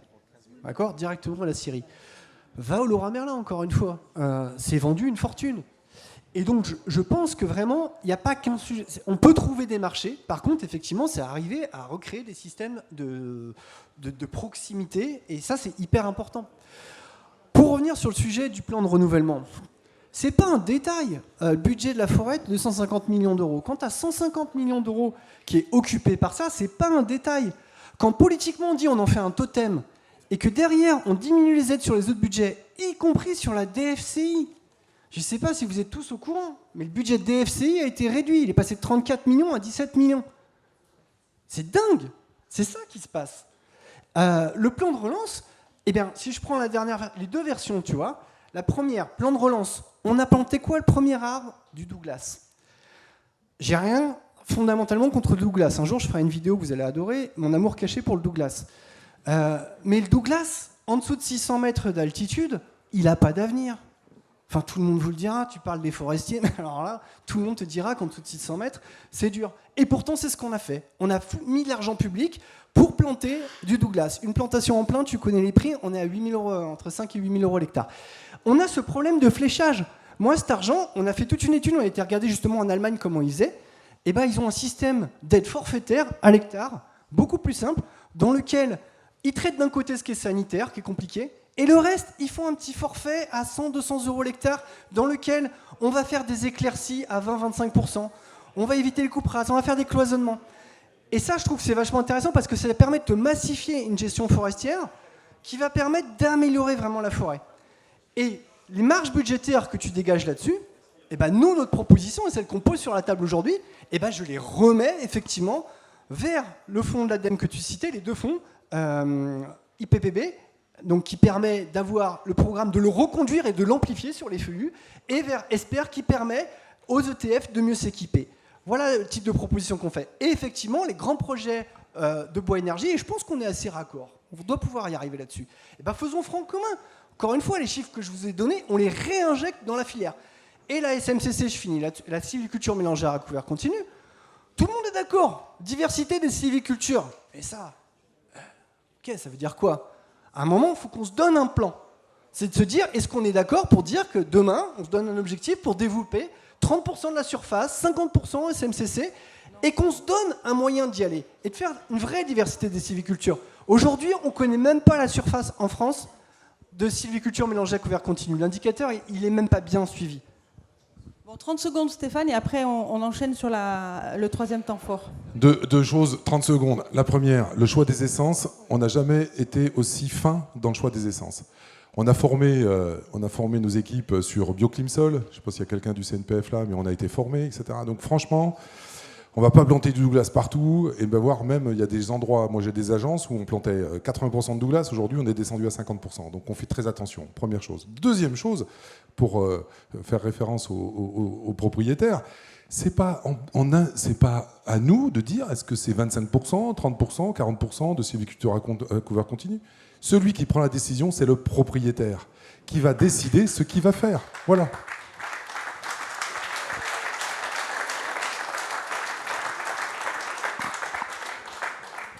Merci. Donc, on va entamer le troisième et dernier temps fort, donc avec créer de la valeur ajoutée, parce que c'est bien le sujet du jour, permettrait aussi bien de rémunérer certains acteurs de la filière et de mieux financer les pratiques favorables à la protection de la biodiversité et des sols. Qu'en pensez-vous? Donc, on va commencer par Mathieu et ensuite Stéphane Vieban. J'ai déjà un petit peu amorcé le sujet. C'est juste rappeler, grâce à ces graphiques, que augmenter la part destinée aux travaux en amont permet de peut-être mieux travailler, en tout cas différemment, dans la collecte, dans le respect d'un certain nombre de critères qui sont de plus en plus présents dans la société, et la biodiversité en est un. Voilà, sans pour autant pénaliser le prix de vente. Je n'ajouterai pas grand-chose à ce niveau-là.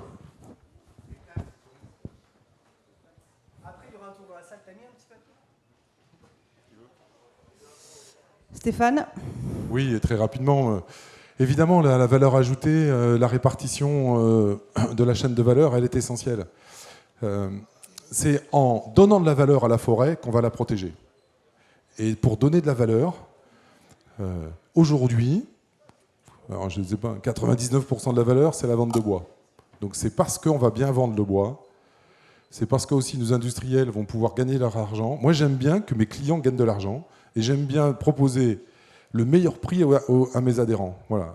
Et ensuite, également, les meilleurs prix pour les prestations. Donc c'est parce qu'on va bien vendre qu'on va pouvoir faire une bonne sylviculture, qu'on va pouvoir rémunérer de façon correcte. Et je dis nos partenaires, parce qu'on a des ETF qui travaillent avec nous depuis des années, et dans le cadre de contrats pluriannuels. Donc on a vraiment cette relation-là. Donc oui, on en manque sur une partie de nos activités.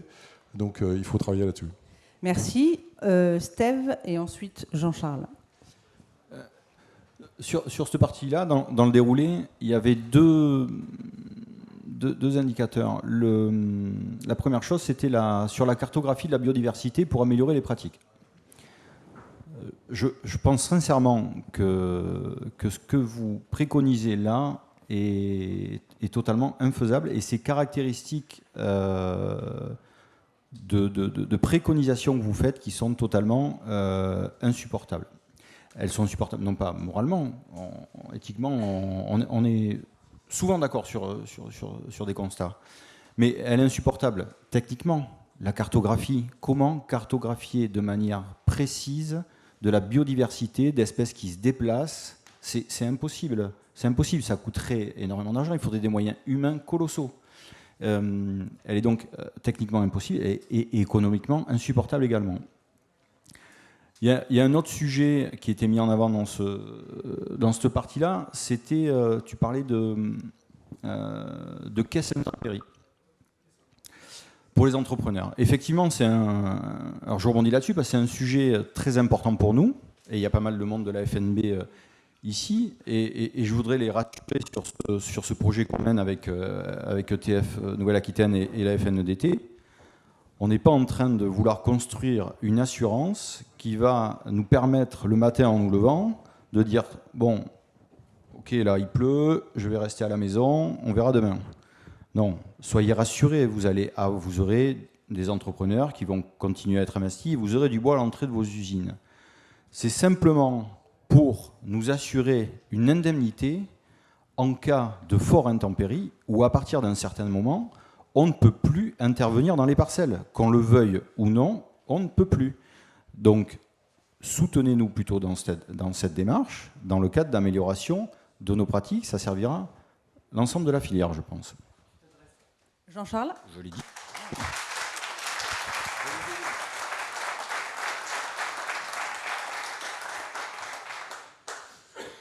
Alors on est sur la problématique des nouvelles normes environnementales, mais je pense qu'on peut faire le parallèle avec le monde agricole, même si je ne suis pas un expert du monde agricole, mais en fait c'est une question de qui paie ce surcoût environnemental et comment on assure le revenu de chaque maillon de production. Et malheureusement, le prix du produit fini, bon, on peut l'analyser comme on veut, mais dans tous les cas, on se retrouve dans un marché qui est mondialisé. Le marché du bois, il est mondialisé. Et aujourd'hui, les industries, les transformateurs français se retrouvent en concurrence avec des produits qui viennent des quatre coins du monde. Je ne sais pas si tu as analysé les coûts de transport des marchandises. Aujourd'hui, traverser l'Atlantique depuis le Brésil, c'est 15 € du mètre cube pour un produit, alors que traverser la France pour un produit en camion, c'est 25 € du mètre cube. Et ils ont des prix de production qui sont bien plus bas que nous, des normes environnementales qui sont différentes des nôtres.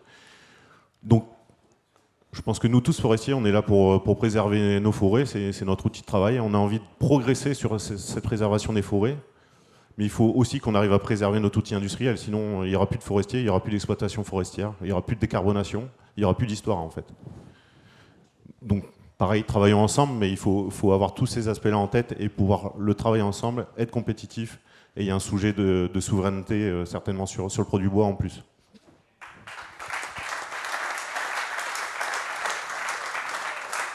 Nicolas Lafont et après Sylvain Angeran. Oui, je crois que tout a été dit. Il faut être cohérent. Il faut être cohérent avec l'évolution de la société. Il faut être cohérent avec l'évolution des choses. La seule chose qu'on ne maîtrise pas, c'est le coût de la main-d'œuvre. Et c'est ça qui joue à tous les niveaux. Et c'est vrai qu'on se bat souvent les uns entre les autres, mais à côté, j'entendais tout à l'heure, il faut aller se servir en circuit court. On peut le dire. Sauf que quand on voit ce qui arrive de l'étranger, et les consommateurs sont là, en tant que petit maire d'une petite commune, on peut mettre des choses à disposition des gens, des petits commerces de proximité. Sauf que malheureusement, si je fais un raccourci là-dessus, on vient chercher ce qu'on a oublié à la grande surface quand on a fait les grandes courses. Voilà. Et comment vit le petit commerce. Voilà, c'est difficile partout. Après, concernant les financements, je pense que les financements ils vont être réduits partout, sur tous les secteurs. Donc il va falloir qu'on s'habitue. On le voit déjà nous dans les collectivités où les dotations elles sont inférieures cette année par rapport à l'année dernière. L'année prochaine, il y a des élections, je crois que ça va réduire encore plus, l'endettement de l'État est là. Donc il va falloir qu'on fasse avec, il va falloir qu'on vive avec, c'est ça l'essentiel, parce que derrière, il faut que les gens vivent. Il y a des propriétaires, il y a des industriels, mais derrière, il y a les salariés aussi. Les salariés qui font vivre notre territoire. Si on n'a plus personne sur nos territoires, tout ce qui est ressources imposables seront plus là. C'est pas, je critique pas le tourisme, mais on le voit sur la frange côtière, sur le Pays Basque, où il y a des problèmes de logement. Voilà, si nos territoires ne vivent pas à longueur d'année, c'est un peu dommage et on va dans le mur. On va sur des choses, je pense que tout le monde est d'accord sur des petites structures, aller favoriser les choses sur le terrain. Ici, sur notre massif, on a du pain maritime, mais on a le chêne-liège aussi, sur le Sudland et l'Albret. Voilà, donc c'est des choses qu'il faut essayer de remettre en ordre, sauf que derrière, 99% de la production, elle vient du Portugal parce que le coût de main-d'œuvre est différent. Donc c'est un vaste sujet pour les uns et pour les autres, mais il faut travailler ensemble. Merci Nicolas. Sur ce sujet-là, moi je pense qu'il y a la place pour une filière plus locale avec plus de sens. L'idée, c'est pas de dire que tout le bois qu'on va acheter va être du bois local. Mais je pense qu'il y a vraiment la place. Et derrière, ça nécessite de pouvoir être capable de faire du marketing, mais au sens où tu racontes une histoire. Ce bois, aujourd'hui, il y a plein de gens qui veulent s'assurer. Alors, ça vous plaira, ça vous plaira pas, mais qui vient pas de coupe rase, qui vient de gens qui ont été bien payés. Tu vois, ça, c'est des valeurs qui sont importantes. Et si on est capable de le faire, tant mieux. Tu me parlais de deux choses. Il y a le FCBA sur la question des espèces protégées, Steph. Le FCBA a fait une étude pour dire, OK, quel est le coût économique pour prendre en compte les espèces protégées. D'accord ? Il montre que c'est maximum 10 € par mètre cube de bois en termes d'abattage débardage. Si tu ramènes ça, en fait, c'est sûr que c'est un surcoût. Mais si tu crées de la valeur ajoutée, et ça c'est vraiment dans le pire des cas, ils disent en moyenne c'est 2-3 € le mètre cube. Eh bien ça, si tu arrives à bien valoriser ton bois, on peut l'absorber. Et pareil, sur la cartographie des espèces, la cartographie de la biodiversité. Mais jamais je te dis que ça pourrait être sûr et statique, on fasse une carte. Par contre, ça peut aller dans le bon sens. Si déjà dans les plans simples de gestion, il y avait une annexe cartographique avec l'indice de biodiversité potentielle qui est relativement simple à faire, dont on connaît le coût, avec un forfait à 150 € par hectare, tu peux faire des choses. Déjà, commencer par quelque chose. Et c'est tout le travail qu'on essaye de faire au niveau national, de se dire comment on sort de ce bazar-là. Ça ne sera pas la solution parfaite, cette annexe cartographique. Mais si déjà, on peut renforcer les documents de gestion et faire en sorte, et c'est là où on se rejoint, il n'est pas normal que le PV il tombe sur l'ETF à la fin. Et ça, je sais que c'est une pression. C'est pas Canopé qui demande ça, tu vois, c'est pas Canopé qui met le PV. Nous, ce qu'on veut juste, c'est qu'effectivement, les documents de gestion soient améliorés. Les documents de gestion, qui payent ? Effectivement, c'est une question à se poser. Est-ce que c'est sur le prix final du bois ? Je vais relancer un sujet gratte-poil. La contribution volontaire obligatoire, dès que vous payez un bout de bois, vous avez une contribution volontaire obligatoire. Comment elle est utilisée aujourd'hui ? Je sais que Stéphane il va faire un petit sourire parce qu'on est un petit peu critique dessus, on en avait discuté. Cette contribution volontaire obligatoire, on pourrait la réutiliser pour financer l'indemnité intempérie, pour financer un certain nombre de choses, des cartographies biodiversité, et redonner du sens. Voilà, ça c'est des choses qu'on peut essayer de pousser ensemble. Merci. Donc on va embrayer donc maintenant sur les questions dans la salle. Donc, un tout petit complément si c'est possible avant les mais questions. Très rapidement. Juste qu'on ne se monte pas, tout ça dépend de l'envie d'entreprendre. Cette envie d'entreprendre, on a tous en tête que c'est pas ce dont les jeunes parlent au lever du lit. On a tous conscience qu'il y a des réglementations, il y a des contraintes. Et la petite musique de la difficulté de l'entreprise, on l'entend tous. Donc moi, je lance un appel, vraiment, c'est comment on fait, comment l'État s'empare de ça, donner envie aux gens, et aux jeunes en particulier, d'entreprendre. La problématique qu'on expose là, toutes les problématiques d'ailleurs, elles passeront par des entreprises et pas que par des entrepreneurs de travaux forestiers. Merci. On passe aux questions dans la salle. Oui, donc pour les questions, on a regroupé ça en 4 grands thèmes. Les questions qui sont le plus revenues concernent le climat en forêt, la question des violences, avec 4 grandes idées qui ressortent de ces questions, notamment la communication de canopée, qui peuvent appeler notamment à la destruction de machines d'exploitation. Et donc, des questions surgissent pour savoir si vous pensez que cette communication est pertinente. Toujours sur la communication, une question est revenue, des questions sont revenues pour savoir si vous n'avez pas la pression parfois de vous couper des forestiers qui se sentent eux assez progressistes, et savoir si vous pensez avoir leur adhésion là-dessus.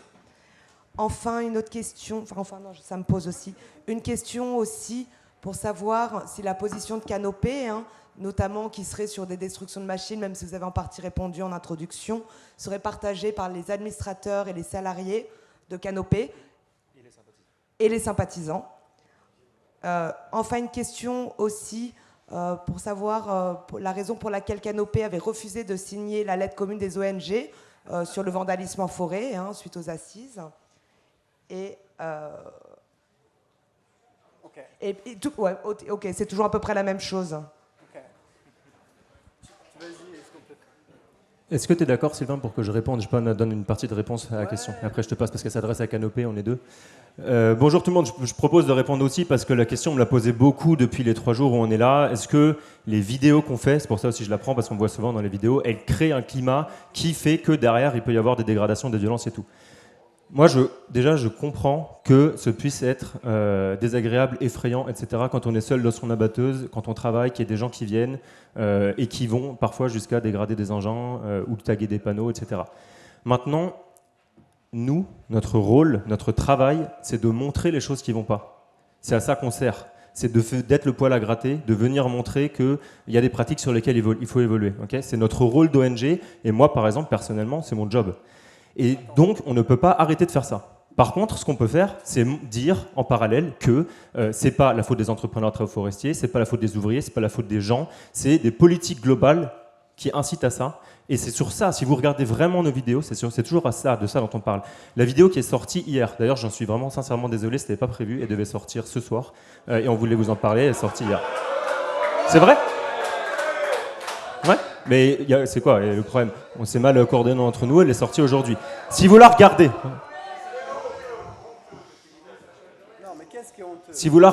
en entier, vous verrez que dans la vidéo, il y a un moment où je me pose pendant 1 minute et demie, je parle du rôle de l'ETF par rapport à la situation. 1 minute et demie dans une vidéo, c'est long, les gens qui font le montage, ils m'ont dit ne mets pas ça, ça casse le rythme et tout.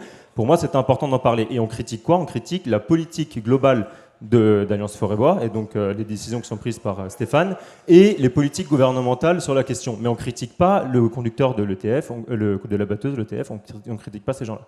Donc, nous, ça, c'est le rôle qu'on peut prendre. Ça, on peut faire. On le fait. On a fait un post il y a 3 jours, on l'a déjà dit plusieurs fois, et on le répète, on le répétera encore. Voilà. Par contre, on ne peut pas arrêter de montrer les choses qui ne vont pas. Et pour finir encore sur le truc de il y a de l'hostilité, machin et tout, moi, depuis hier aussi, je me prends des insultes toute la journée. Ok, je comprends, les gens sont énervés, ils ont envie de se lâcher. Allez-y, mais juste sachez que moi, j'ai jamais insulté aucun forestier. Je vous avais jamais retrouvé, parce que je l'ai jamais fait, ou m'entendre insulter les gens. Alors que là, même quand je marche juste donner les papiers pour que vous puissiez poser des questions, je me fais insulter de connards, de voyous, etc. Donc ça va, sachez qu'il y a aussi ça qui existe. Et il y a aussi des gens dans les territoires qui sont énervés à cause de ça. Voilà, nous on essaye de canaliser un peu leur colère, de les amener vers quelque chose de plus constructif, parce que comme il a dit Sylvain, ces incendies, ils existaient avant nous. Et on ne peut pas faire plus, voilà. Mais par contre, on fait nous aussi notre travail. Bon, ben non, évidemment qu'on n'est pas d'accord. Évidemment que vous avez des procédés qui sont inadmissibles. Je prends la vidéo d'hier soir. Alors c'est fabuleux ce que vous dites. C'est-à-dire que oui, en fait, on s'est trompé, on aurait dû la diffuser demain. Mais attends, c'est quoi ces procédés? Enfin, c'est un truc de fou, quoi. Pour la vidéo d'hier soir, 2 sujets. Le premier, vous avez montré la conversation téléphonique qu'on a eue ensemble. Vous m'avez jamais dit qu'on était enregistré. Jamais. C'est quoi ce truc-là? C'est-à-dire que vous utilisez, jamais vous m'avez dit c'est enregistré. Voilà. Donc première chose. On vous a pas mis dedans, monsieur Weber. Ah si. Non. Mais si. Non, on a fait du discours rapporté, on a expliqué ce que Ah, vous non, nous aviez dit. non, il y avait une photo de moi, etc. Oui, il y a une photo même... de vous, mais il n'y a pas d'enregistrement au moment où vous parlez, c'est pas vrai. Euh, Non, bah regardez là, on fait pas Ok. ça justement. On Bon. fait du discours rapporté, vous nous expliquez quelque Bon, chose première- et nous on dit ce que vous nous avez dit. Mais Non, ça, c'est non, normal non. de faire ça. Bon. Voilà. Deuxième chose, vous déformez les discours des gens. Que ce soit de l'entrepreneur, et je laisserai Steve répondre là-dessus, que ce soit l'entrepreneur, que ce soit notre collaborateur, que vous utilisez, alors vous déformez sa voix, etc. Enfin, c'est des procédés qui sont indignes, qui sont pas... Et là, aujourd'hui, on en a discuté ce matin, on est là, ici, pour vous dire non. Tant que vous utiliserez ces genres de méthodes qui sont de l'intimidation, de la diffamation, qui sont des pressions, c'est insupportable. Donc, si vous voulez être fréquentable, arrêtez d'être insupportable.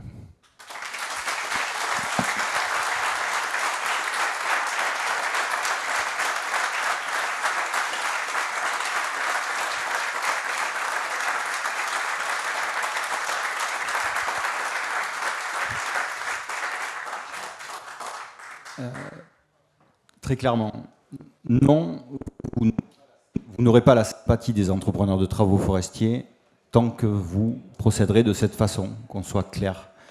Arrêtez d'essayer de vous passer pour les défenseurs des entrepreneurs. On n'est pas dupe, on connaît la méthode. La méthode, c'est essayer de parler de crise, comme on parlait au tout début, et ensuite d'expliquer qu'on a la solution pour s'attirer la sympathie. Non, vous n'allez pas déstructurer, vous n'allez pas extraire les entrepreneurs de travaux forestiers de la filière. On restera à faire filière. Mais ensuite, on pourra discuter, mais je vais redire exactement ce que vient de dire Stéphane. On pourra discuter quand vous redeviendrez fréquentable et quand vous arrêterez d'instiller dans la tête des gens que le matériel détruit, que bien évidemment. Mais oui, je sais ce que tu vas répondre une fois de plus. On la connaît la réponse. Ben oui, mais il faut le répéter pour bien que ça soit bien compris en fait. C'est-à-dire qu'il y a certains de vos sympathisants qui ne comprennent pas le message. Donc arrêtez de faire des messages de cette façon-là, construisez d'autres messages plus constructifs, peut-être qui iront vers la filière, et à ce moment-là, tout ce qu'on vient de dérouler, peut-être qu'on arrivera à mettre des choses en place, et on y est pour,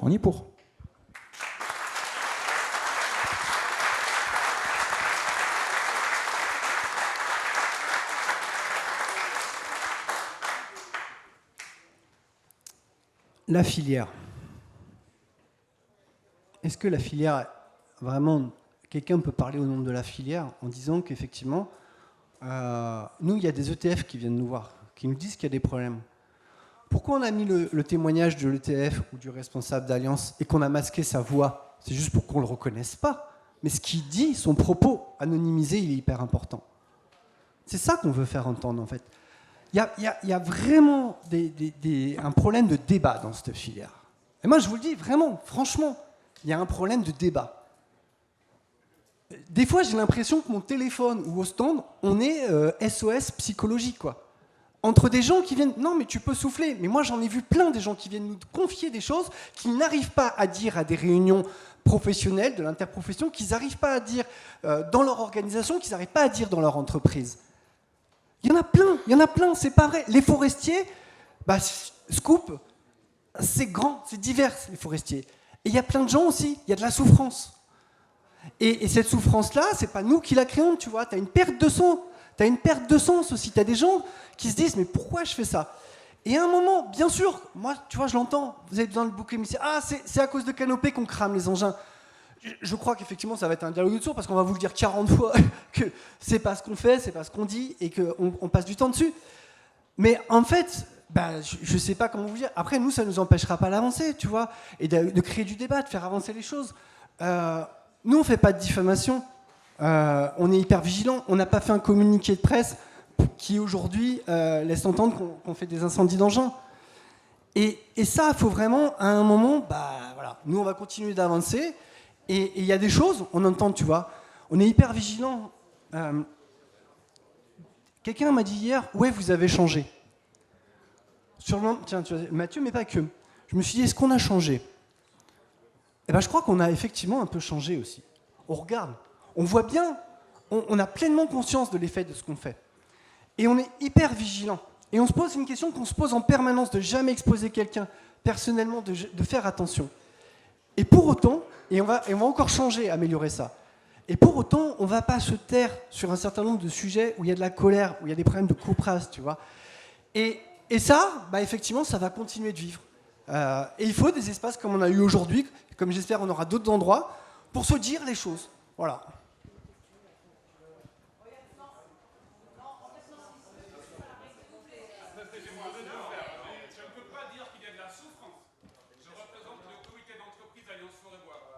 C'est trop facile. Nous sommes 800 salariés dans le groupe, nous travaillons avec des milliers d'ETF. Je ne peux pas dire qu'il y a de la souffrance et laisser croire, laisser entendre que nous serions dans une dictature, d'accord ? Que nous serions dans la souffrance de travailler dans une entreprise. Nous sommes des forestiers, d'accord ? Nous avons un outil de travail, c'est aussi notre cadre de vie. Nous ne sommes pas les bourrins que vous voulez faire entendre dans vos vidéos. Et nous ne souffrons pas au travail. Merci.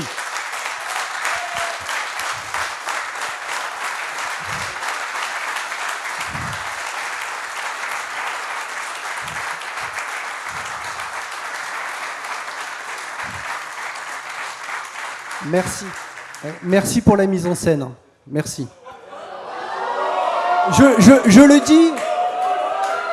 dis et je l'assume. Je le dis et je l'assume. À aucun moment on a dit que tout le monde était des bourrins chez Alliance. À aucun moment on a dit que ce que faisait Alliance, c'était toujours mauvais. Il y a des choses qui sont intéressantes. Par contre, il y a une logique et il y a un certain nombre de choses qui ne vont pas. Aujourd'hui, on a plusieurs procédures judiciaires dont je ne vais pas parler là, d'accord ? Mais il y a des choses qui ne vont pas, d'accord ? Très clairement. Et nous, je le dis, mais c'est pas que Alliance en plus. Quand je disais qu'il y a des gens qui souffrent dans la filière, il y a des gens chez Alliance, oui, qui viennent nous voir. Mais pas que. Le sujet, c'est pas que Alliance. Tu vois, si je parle des couperas sur le bois énergie, tu as des territoires comme en Creuse où tu as de plus en plus, on le disait le mot, même vous le disiez, des margoulins qui sont en train de démarcher des propriétaires à la sauvage et qui font des coupes rases. Tu vois, le sujet, c'est pas qu'Alliance. Mais par contre, effectivement, dire ça n'existe pas, tout ça, c'est les forestiers, je pense que ça aide pas à faire progresser le débat. Voilà. Donc on va couper, il est 11h30, donc on coupe la conférence.